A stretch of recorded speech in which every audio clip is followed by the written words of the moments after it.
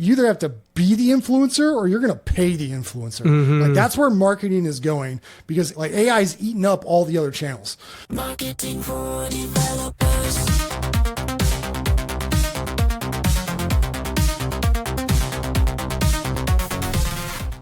Today I'm joined by Lars Lofgren. He's done marketing for all sorts of companies, Automatic, Dropbox, Crazy Egg. Previously built a 7 million annual revenue affiliate business, and currently he's focused on doing enterprise SEO, the big time for clients. Lars and I met. I think we met. We were both speaking at MicroConf. That sounds right. And you are just consistently one of my favorite people to listen to. Thank you. I appreciate that. I'm eager to get into your perspective on a lot of stuff. This is a theme that you brought up. I think it was on Edward's show. This idea of founder-led marketing as a superpower. The founder-led marketing was always a cheat code. Well, now it's not even like a cheat code. It's almost becoming like a requirement, because it's like the only way to break through and the only way to build any sort of defensibility on like an LLM world, right? And we just saw that with Transistor because, we were able to launch. I had an audience already. I had connections already. And it opened so many doors. Yeah. Yeah, you're not starting at 0. You're starting at 10, like right from the get-go. It's totally different. Yeah. This is why it's so hard to share a marketing playbook with someone else, is people will say, well, what did you do? And so much of the time it's like, well, you would have to be me in order for some of this to work. I think the general principles are things you just identified, like, if you're going to do affiliate marketing, it has to be a category. Like web hosting has always been So we got really deep into web hosting, and we did very well. It's one of the most competitive areas of Google, and there are so many reasons why. It's got the volume, it's got the payouts. Everybody knows it. There's a deep history behind that. And this is something Ruben Gamez pointed out to me early in Transistor's journey. Again, this is all these advantages that you stack as a founder. It's not just founder-led marketing. I think we're going to talk a lot about what are the attributes or what are some things you might want to stack as a founder. But, I had this relationship with Ruben Gamez, and he just looked at Transistor and he's like, dude, this is the web hosting business, which already has all sorts of established norms for affiliates and everything else. But it's just smaller. It's much smaller. Yeah. And so, I think most B2B categories are like that. Most, web hosting is the big one. At least it's like SMB, B2B, but it's like the big one in business. Everything else is smaller from that, everything. Yeah. And it's not, let's say the global podcast hosting market is 150 million. That's pretty small. But if you want to build a business that's 2 to 5 to 10, you could probably do it in this smaller niche. Is there anything else you can think of that's like that? So you have web hosting and then you have podcast hosting as a smaller subset. Are there any other categories like that, do you think? Like CRM for equipment manufacturers? Yeah, I think all the above. If you have a SaaS business, I would still, as long as you have a defined category of some kind, I still think an affiliate program is worth it. Yeah. It will be smaller than it was. It will be more complicated than it was, because in the past you could just go to, hey, who's ranking on page 1 for my product category, and then I'm going to start reaching out to all of them and see, if I can connect with them, and if they're interested, I know they can send me customers. It was simple. Yeah. But the SERP for Google has gotten so fucking out of control that it's figuring out who has traffic and who doesn't is actually harder than it used to be, and it's not all about the traffic flow anymore. Which is really wonky. It makes sense to me, but it's you don't even care about the direct traffic. If you're really savvy, I'll give you a tactical thing. If you're really savvy and you got some budget to burn, and if you're comfortable kind of playing out on the edge a little bit, I don't think this is risky. It's just you're never going to be able to prove the ROI on your budget. And this is going to be more viable if you're in kind of a bit of a niche or a less competitive segment. So if you are squarely in CRMs and you're going head to head with Salesforce, this is going to get very expensive. But if you're in some random niche that the competitors aren't that intense, this will probably work out. Figure out who's ranking on page 1 for best X, whatever your product category is. Go find them all. You can probably go into page 2 as well. And then start reaching out to the content managers, affiliate managers, blog managers, whoever's trying to like runs those blogs. You want to find that person, reach out to them, get them on a call and see if they are open. And what you're going to pitch them is you don't give a fuck about the traffic. You don't give a fuck about cost per click or any of that. You don't give a fuck about affiliate tracking. Yeah. To hell with all that. Yeah, yeah. All you're going to do is say, hey, if you put my new business on your list of best X, I'm going to pay you a flat fee X per month. I'm just going to send that check over to you for as long as, if you want to haggle, maybe you can get to number 1 or even like number 2, number 3 would still be valuable. If they're like stingy and like have some morals and, don't want to put you straight to number 1. Yeah. So, but if you just get into like the top 3, pay them a flat rate, tell them you don't even give a fuck about the tracking. Because the way all these fucking systems work is, like fewer people now, the reason the affiliate model doesn't work nearly as well is like, way less people go straight to Google and look at the classic 10 blue links to get their research, right? Instead, they're just looking at the AIOs at the top of Google, or they're in ChatGPT or Perplexity or whatever the fuck. So they're not even getting into those pages. But what do all those algorithms use? Yeah. The fucking top 10 posts, most likely. Not always. There's some exceptions. But the single biggest lever to get into LLM references is to get into the top 10 rankings. Or if there is another page from other sites, some other company already in the top 10 rankings, getting listed on that page. Yes. And then the odds of you getting referenced in all the LLMs start to go up. Now, what's going to happen is people will be in their LLM of choice. They're not going to see that page. It's never going to show up on that website's analytics. It's never going to show up on your affiliate tracking dashboard of any kind. But they're going to be asking about, hey, they're going to think ChatGPT is like super personalized, and it's fucking not. And they're just going to be like, hey, give me the best CRM for this business. I have 3 employees. I'm in this industry. And then ChatGPT just gives like, here's an SMB CRM. Good luck, But you will start showing up more often. On those lists. People that see it will come to your brand directly, right? They'll Google your brand. They'll come to your website directly. And then for some unknown reason, you'll be like, yo, our signups are up. I don't know why. And you'll never know why. And that's okay. Like, that's probably if you're willing to spend some money and you're on faith. That's probably the best ROI you can get right now. That and Reddit, which is a whole other fucking thing. But so I think we're going to talk a little bit throughout this conversation about some of these pillars of AI marketing strategy that exist right now. By the way, anyone listening should definitely follow Lars on LinkedIn and Twitter. You're posting on Twitter as well? I do a little bit of Twitter. I'm mostly on LinkedIn, and then I have a newsletter, larslofgren.com. So, and I'd actually be interested about your LinkedIn strategy because you and I were friends, but I hadn't seen you posting forever. No, all of a sudden, I was a ghost. Lars, you just start showing up with lots of engagement. And I'm assuming you're writing those posts by hand, or are you using everything by hand? Okay, so all my content, 100% by hand. Every LinkedIn, every email, every tweet, every blog post. Yes, we should just talk about it right now. You have this formula that's not that complicated. Basically, it's always deeply personal, often vulnerable, and often real. So stuff you wouldn't expect people to be talking about in the typical performant kind of base. What I try to do. Yeah. And it's just when you see content like that. So like the one everyone talks about is like, you see your stuff is also really, you can tell it as a story. So I could be like, oh, my buddy Lars was just at White Hat SEO conference. Everyone's miserable. And then he goes to the Black Hat SEO conference. Everybody's having the time of their life, right? That's the true. story. Yeah. That's 100% happened to me. But it's so great because, first of all, I think so many people are so polite. This is one thing I think I learned from Noah Kagan at AppSumo.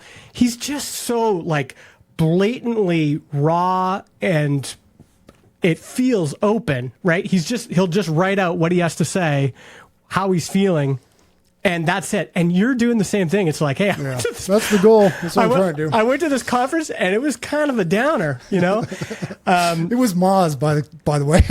Last, not the most recent one. The one, it was like a year or two ago. The last one in Seattle. That was a depressing fucking conference.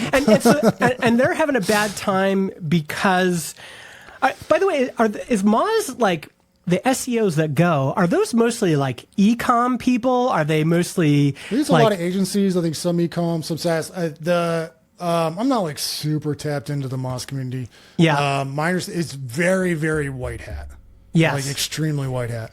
Like if I pitched them on like how to do link building, which I've done a lot of link building. Yeah. And not all of it was white hat. Yeah. So if I was like, here's how to actually build links, I would probably not get accepted at the conference. And that's, I'm not throwing a dig at them. It's just their vibe, right? Yeah.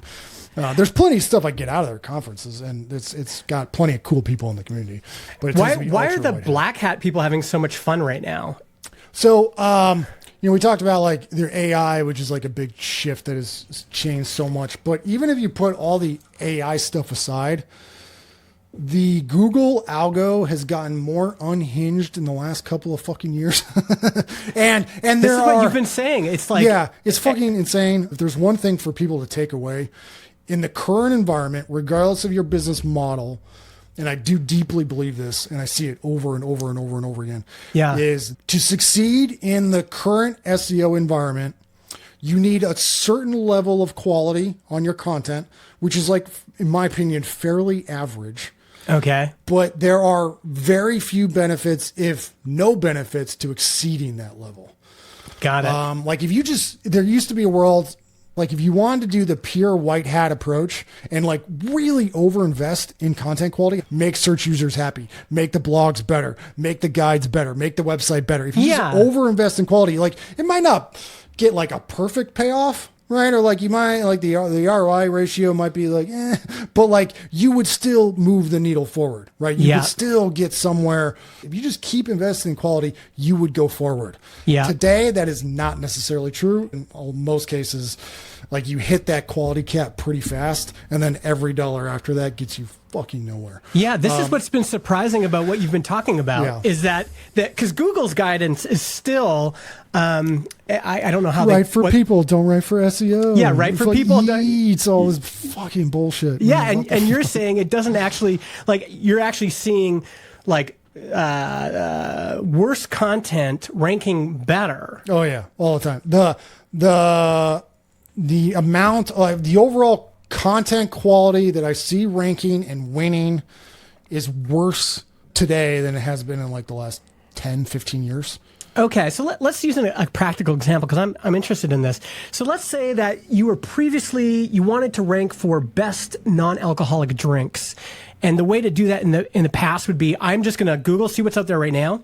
And I'm going to beat them on everything. I'm going to beat them on the quality of the content.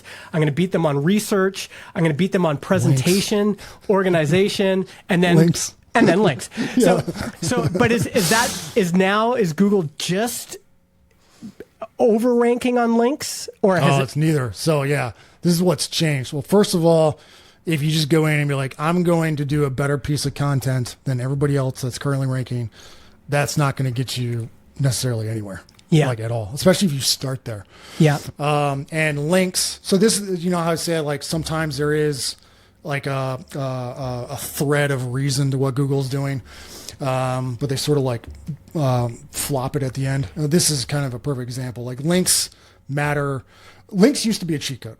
Yeah. Like straight up cheat code in Google. Like if you want to get to the top of best web hosting, extremely competitive, I'd be like, all right, you better get really fucking good at link building. Yeah. And yes, the content has to be good enough. It has to be pretty solid. But then what gets you to number one for those extremely competitive categories is, can you build higher quality links at a higher volume without getting caught? Mm-hmm. Right? Yeah. And this is not organic link building, right? You're not paying for links either, but like you have to find a way to build high quality links to your page and your site. If you do that better than anybody else in your space, you win. Okay. Mm-hmm. It used to be like tactically, it was very difficult. The execution was always really hard, but the strategy was straightforward. Yeah. Solid content, shitload of high quality link building, you win. Yeah. These days, that formula is not that simple at all, which creates all these weird holes in content quality. Content quality actually matters less than it ever has, in my opinion. Yeah. But what matters more now than ever in my career, to the point where it can get you crazy outcomes, go build an entity footprint across the rest of the web first. And so if you think about, we take a step back and we think, okay, how do LLMs think? And Google thinks, even the Google basic rankings, they have more similarities to LLMs than you would think they do. Yeah. So if you optimize for LLMs, you're kind of already optimizing for Google. There's a lot of overlap between the two. Yeah. But if you think, okay, how do LLMs think? They think in entities, right? Yeah. Individual topics, individual items, and they're just associating everything with everything. So like if there's CRM is a topical product entity. That's a thing. And then here's all the branches. Here's the mind map of every product that fits within that CRM category. Yeah. Here's all the sub segments within CRM, right? It's just one giant informational tree, mind map, and everything has like scoring relationships, mathematical relationships between it all. Google isn't just looking at links in order to figure out entities and to judge whether or not entities are like trustworthy. They're looking at the entire web. Yeah. So they're looking at Reddit. They're looking at YouTube. They're looking at social. They're looking at everything else. And this is what burned both gray hat scammy marketers and then also a lot of like legit folks too in the SEO space. If you go build a website and your entity and you're just relying on SEO and links, like you don't have that footprint everywhere else, right? You don't have reviews. You're not on Trustpilot. You're not on G2. You don't have a Google business profile. You're not on Reddit. No one's talking about you because you have a brand new business. Like you haven't built up your brand, but more importantly, you haven't built up that like entity across the web. And if Google's looking at your shit and says like, wait, who is this entity? They won't even look at the content. Yeah. They'll just say, hey, we don't know who they are. We don't know this thing. So we're not going to rank them. And we're not going to feature them in Gemini or AIOs. And then Google's not ranking you, so Perplexity doesn't see you. Neither does ChatGPT. And then you're just a ghost. And then your domain tanks. This happened to me, actually. So now, like, if someone's like, hey, I'm building this new business, could be SaaS, could be e-commerce, could be anything. I used to tell people like, look, you could start on SEO, and I love starting on SEO. You can't do that anymore because you have to think, okay, even if I want to rank for some stuff down the line or get featured in Perplexity or Gemini when people are asking questions about a certain thing down the line, I have to go build an entity footprint across the rest of the web first. And if I do that well enough, SEO will be the reward at the end, right? Yeah. It's no longer a very viable way to do the entire journey. It's now a big payoff if you do the journey somewhere else. Yes. Which for someone that like loves SEO is like kind of heartbreaking. Yes. I'm like, damn it, I like doing this shit. Now I gotta do other shit. That is why I'm on LinkedIn. And like I had that realization of like, fuck, I cannot do SEO exclusively anymore. This sucks. Yes. I guess I have to go get on LinkedIn. I fucking hate LinkedIn. But now I'm on LinkedIn, right? So yeah, I think this is let's talk about this. Let's talk about, brand new business. The old playbook doesn't work anymore. Well, one of the playbooks. There's plenty of playbooks that still work. It's the SEO, like organic, like inside sales funnel. HubSpot popularized that shit. You know, my first job was at Kissmetrics. Yeah. And I ended up leading marketing there for a little while. And our whole funnel was that same fucking model. Just SEO, tons of traffic. And that's a classic tried and true. Was tried and true. Yeah. It's still a classic, but it's going to be a dying classic. And I think the kernel of truth behind what made SEO work is still true, which is if I'm starting a new podcast today, and I need somewhere to host it, I'm going to think, my first question is, what is the best podcast hosting? Now it's just that the way I'm going to get my answer could be on Google, but then there's going to be some sort of AI overview. Could be on ChatGPT, could be on YouTube, could be on Google where I type best podcast hosting space Reddit, could be me going to LinkedIn and asking for recommendations there. It's just I'm still asking the same question. It's just that in the old days, if Google got 80% of that inquiry action, now it's spread out, right? Yeah. Yep. It's on a bunch of different platforms. The platforms are really messy. They don't have clear leaderboards anymore.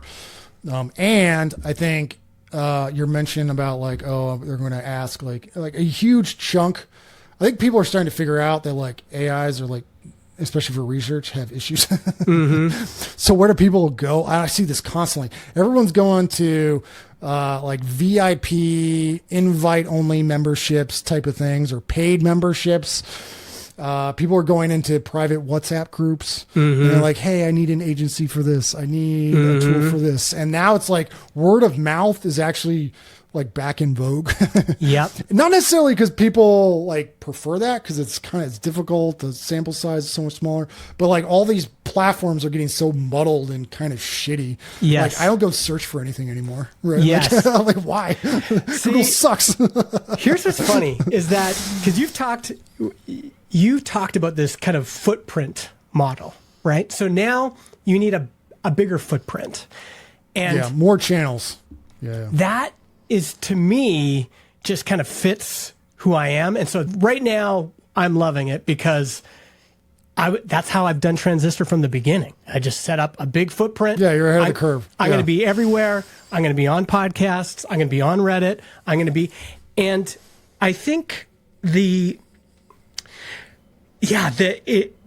gotten a lot more fragmented, but the opportunities are there, especially across the spectrum of marketers.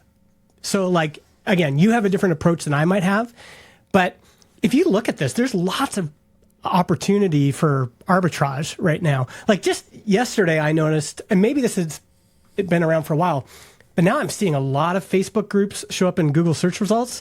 And Quora's showing up again. Like it was gone, and now it's going back. down and up. It's like the LinkedIn pages; they go down and up, and Quora and Facebook. Yeah, it's all. Yeah, shit.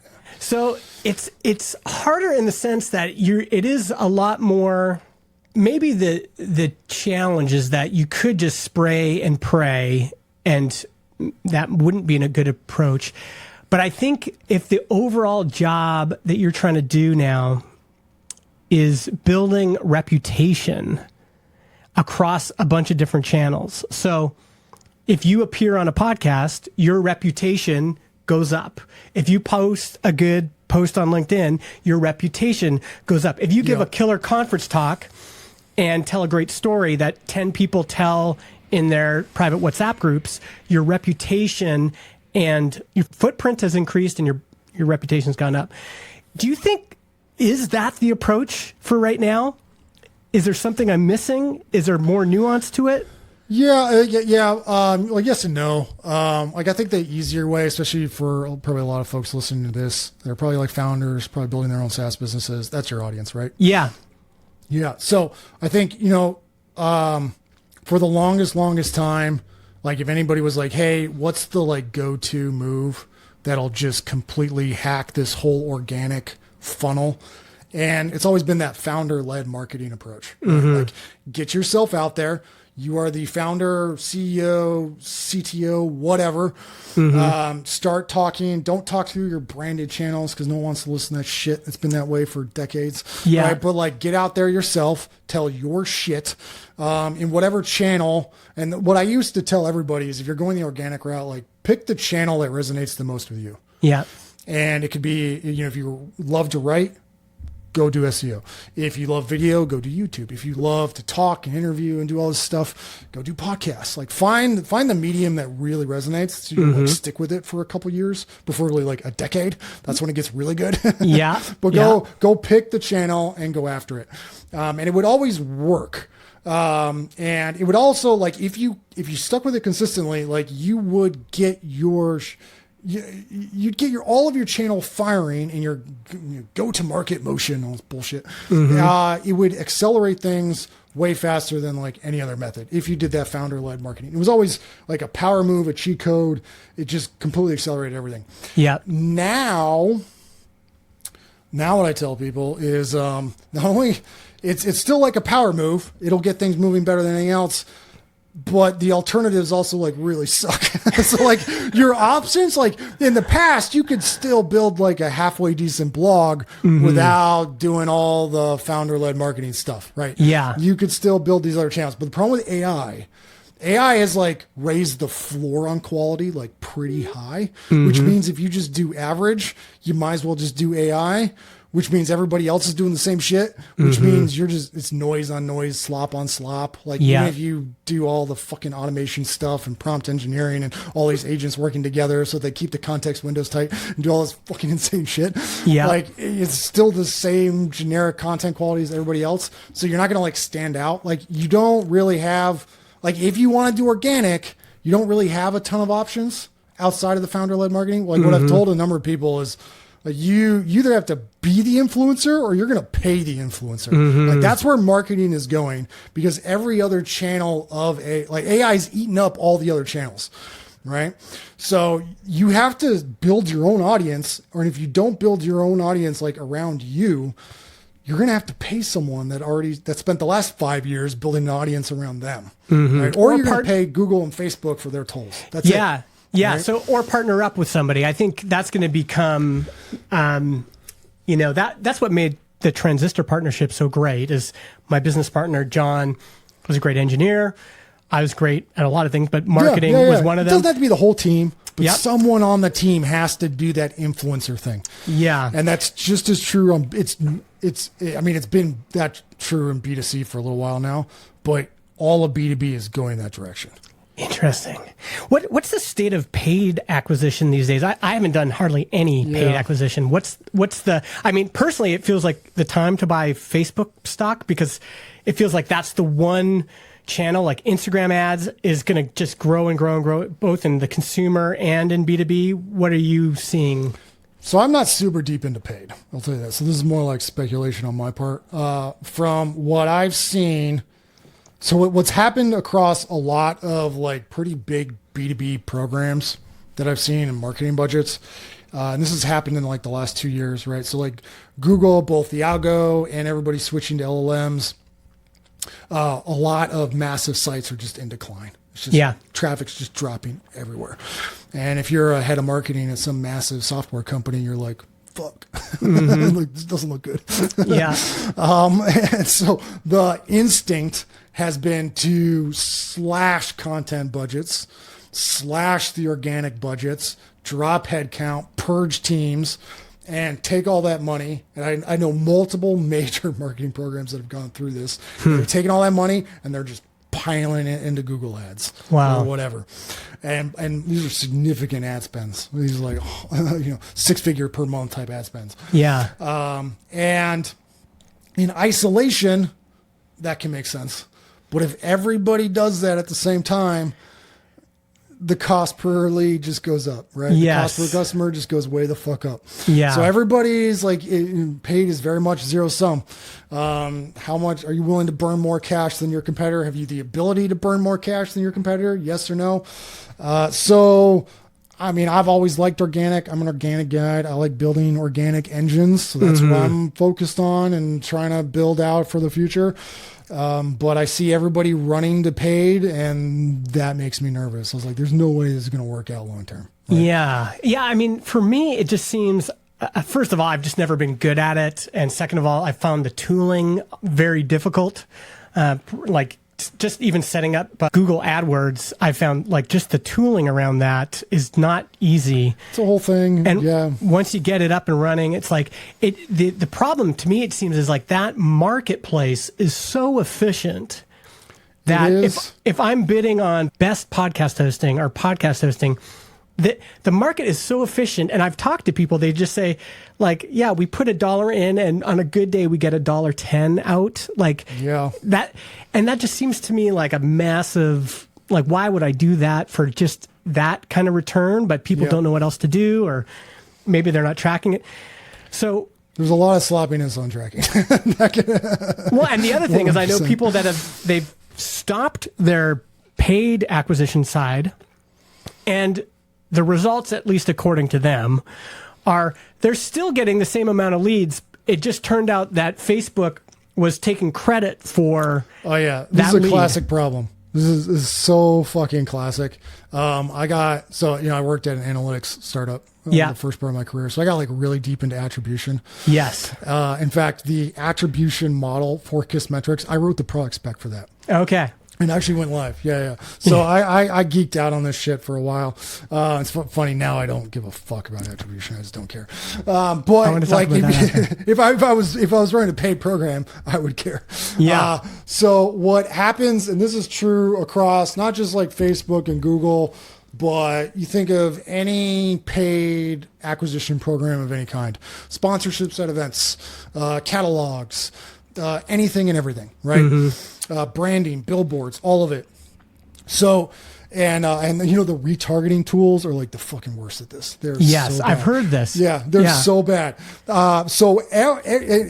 Any marketing tool, if you get into the dashboards, they are extremely generous with themselves, right? Facebook, of course, will say like, oh yeah, that random person, they saw our ad. So of course that sale is our sale. Bullshit.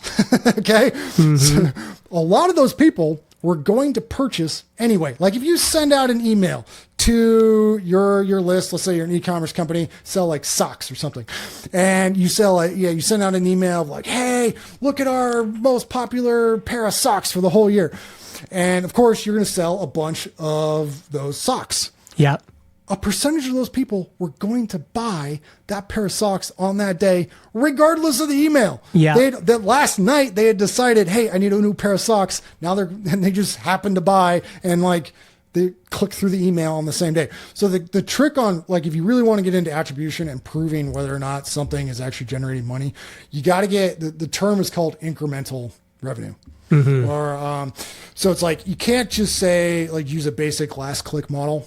You have to say, okay, out of the people that went through this funnel or went through this campaign or went through this ad, we need to run a test. We need to set things up in a way that we can measure what is the percentage of people that were going to buy that no matter what we did. And that's our organic kind of bucket. Yeah. And then the ad is only going to get credit for the incremental lift, right?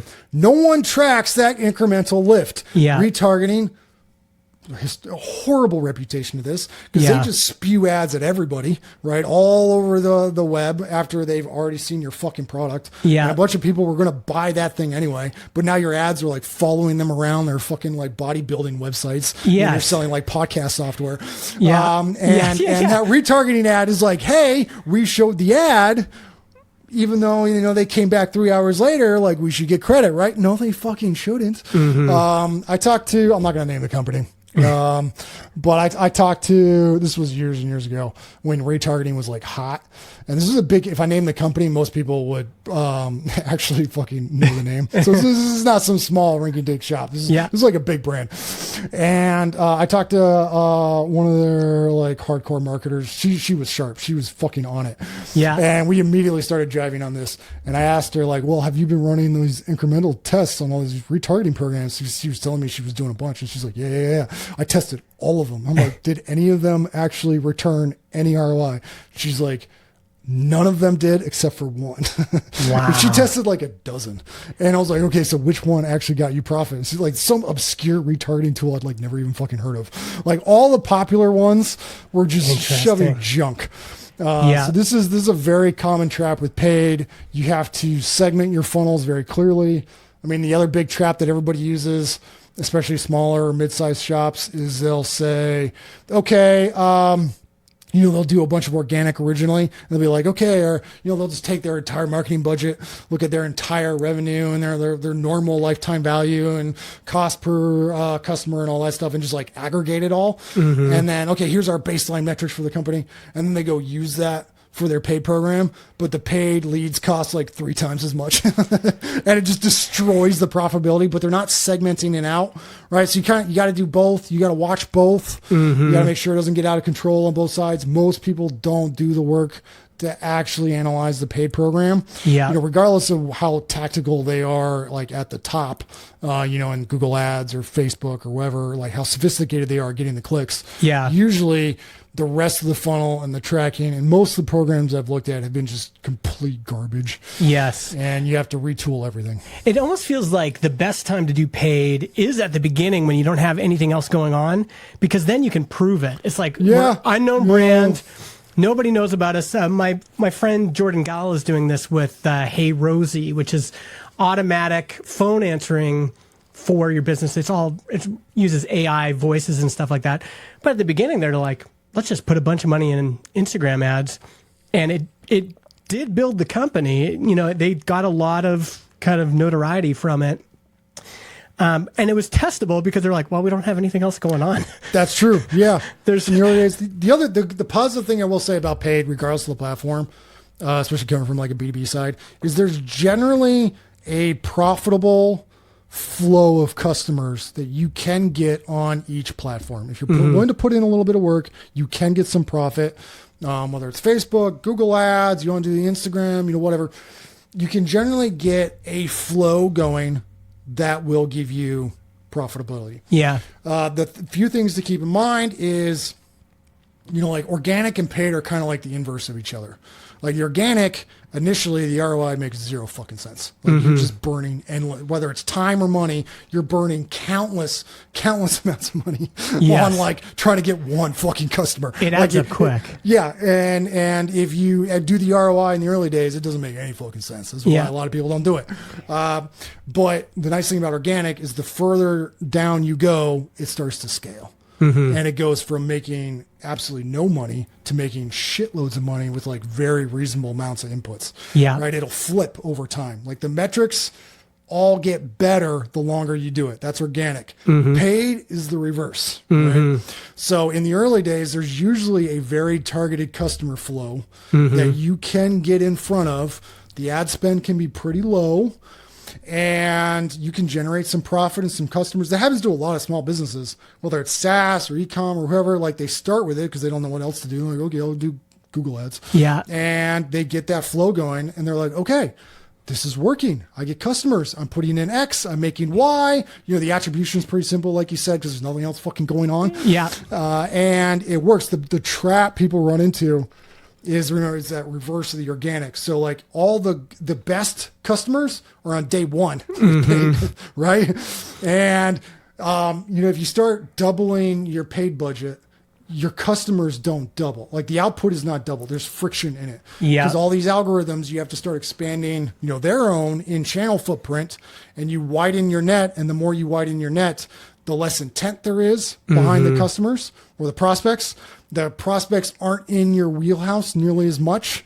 So they're not going to be as a fit. The conversion rates are shittier. They're not going to hang around as long. They're not going to have the same repurchase rates or the same, or they're going to have higher churn rates. And the whole metrics, all the metrics are just going to be worse. The further you scale paid, the worse it gets.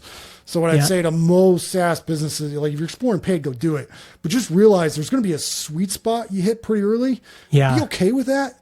Don't try to just like scale it endlessly unless you like really know what you're doing. Yeah. Just take that nice, reliable flow of customers, put it on autopilot, make sure it doesn't get fucked up, and then go spend your time on your other like marketing efforts, whatever that may be. Yeah. Yeah. It's probably going to be organic. How are you feeling about attribution these days? The rest of this episode is reserved for members of marketingfordevelopers.com.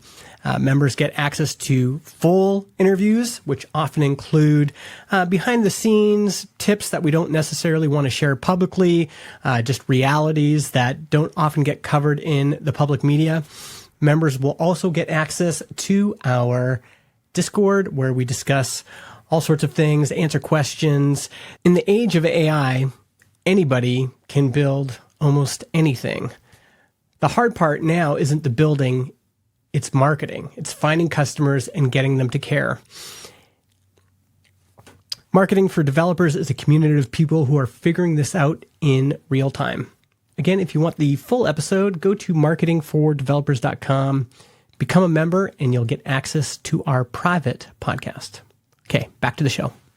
the cost of building software products has gone down dramatically. So what's left? And in my mind, I'm like, what's left is people with distribution. What's left is people that, so like, if for you, it just seems like there's a lot of potential, because if there is a founder out there or a company that's out there that's like we're looking for that piece, which has become the hardest piece. Now, distribution was always hard. That's always been the hardest. Hard. Yeah, it's only getting harder. Yeah. What stands out? And like you said, if LLMs consistently return average, so they'll write you an average blog post, they'll write you an average YouTube script, they'll write you an average Reddit comment. Who are the smart people? And I was making this argument on my other podcast, because I'm basically like and I mentioned you actually by name. I said, if you're a Lars Lofgren, or you're a founder like Adam Wathan, who's just so fucking good at being a personality online, and you know how to find customers, it's going to be people like that can rise above the noise in creative ways. Yeah. I think the value, if marketers are worried right now because of ChatGPT, the same thing that's happened all the time in every category is happening now.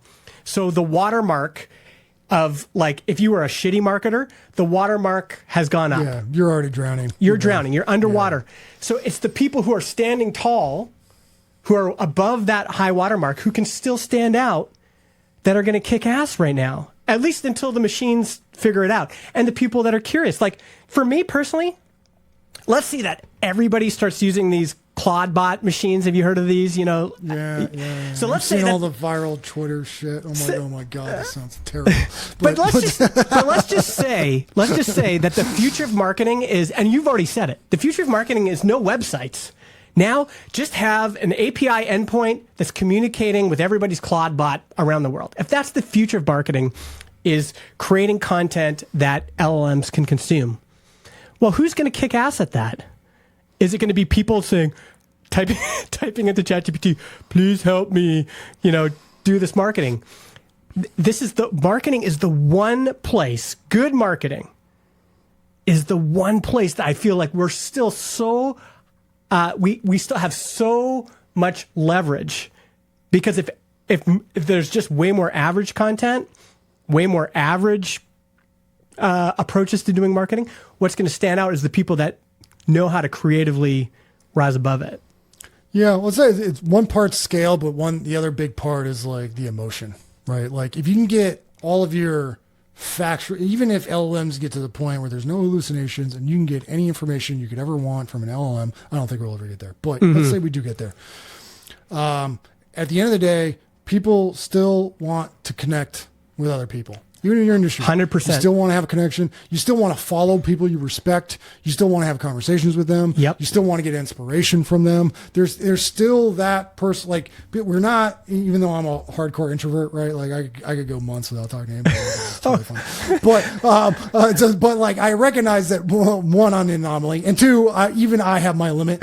Like, we are social creatures. We want to connect. We also, even through content. Like, this is like, content is not going to disappear, even if AI could do it better, because a big part of content is like reaching through time and space to connect with another person. Right? 100%. Like, if I know that, I'm on your newsletter, I get your little missives every other month or whatever you're doing. Yeah. And it could be about some random, whatever, you took your kids skiing, or like, I'm like, great, that's cool. Like, Justin's living the dream. That's amazing. Keep doing it. Like, and that there's like, you're not connecting with me directly, but there's still connection. That's and I'm right. still paying attention to the email, and I'm still getting excited when the email comes in. Like, I have other newsletters that's a part of, and there's people that I follow online, and I really hope they never do AI content, because I want to hear them. I want to hear it through their voice and get that emotional connection. It's not even just having the best content, having that emotional component and that connection with someone is actually extremely fulfilling in so many ways, right? I mean, this is why I'm actually quite bullish on podcasting right now, is because look at every AI CEO, Mark Andreessen, every AI they're doing all this fucking crazy automation and everything's not human, it's all a machine. And then what do? They all go on podcasts and talk about just it. Massive amounts of PR through the CEOs and their personal branding. Yes, 100%. That's how they built their fucking companies. So think about this. They're not using their AI tools. They're just fucking showing up the podcast. That's right. It doesn't take a genius to go, you know what? I mean, you've talked about this too. Maybe paying to be a part of this mastermind is a good investment. Maybe me going to more conferences and just hanging out and talking to more people, good investment. Yeah. Maybe me doing a podcast, good investment. Yeah. There's things, events. I think events, like if you're the kind of person that's just like, you know what, I could put on a little meetup. Seattle, you know what, I'm just going to go on meetup.com, create an event and say, hey, this is for everybody who's in B2B, enterprise, SEO. We're all going to get together. Massive benefit to all of this kind of human scale stuff. Yeah, I think there's huge demand for that right now too. Yeah. Like people are getting sick of just the endless slop and is this AI, is this fake? Yeah. But when you're at a dinner table with someone, you're like, oh, yeah, they're real. They're right real. And then what happens after those events? Everybody posts. This is a classic LinkedIn post. Last night, I was at Lars Lofgren's SEO enterprise meetup, and we all talked about this, and here's what was surprising. And, you know, like, people love that. Yeah, then they tag stuff. Me to get me to like it so that it hits the feed. Yeah, I do the same shit. It's fine. Lots of opportunity. Well, dude, you are one of my favorite people in marketing, just a stand-up guy. We got to do this again. Yeah, would love to. And I love doing these things. We need to do a ski retreat, marketing ski retreat sometime soon. That sounds like a great idea, actually. SEO Snowfest as soon as it snows. Yeah, it's like 3 people. But still worth the investment. Yeah, totally worth it. You don't need scale anymore. No, you don't. You don't. And as long as I can write it off, like, great. Dude, you know? We'll make it happen. All right. Thanks again, man. Thanks, Justin. Marketing for developers.